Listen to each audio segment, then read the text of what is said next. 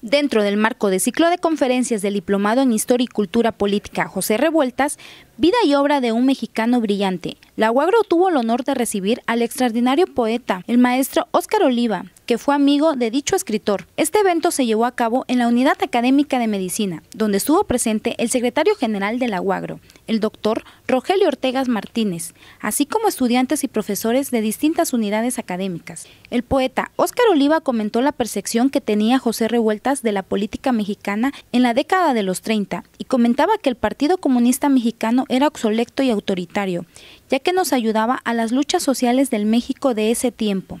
Pero para Revueltas, su lucha dentro del partido era la democratización del mismo, una lucha desigual.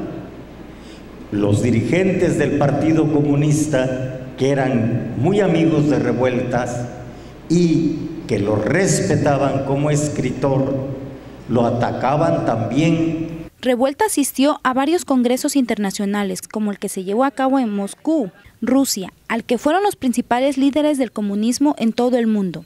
Al final del evento, dijo en entrevista para Radio y Televisión de Acapulco que es muy bueno realizar este tipo de diplomado, ya que ayuda a que los jóvenes conozcan más de la historia y cultura de nuestro país.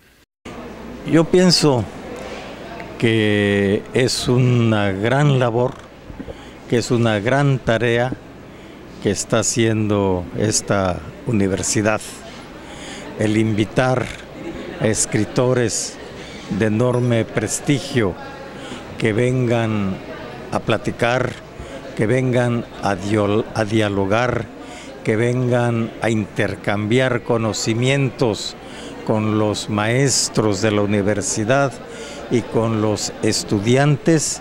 Lo más importante que van a tener ellos no solamente es la información, sino el conocimiento directo que tienen de los escritores con los cuales empiezan a dialogar.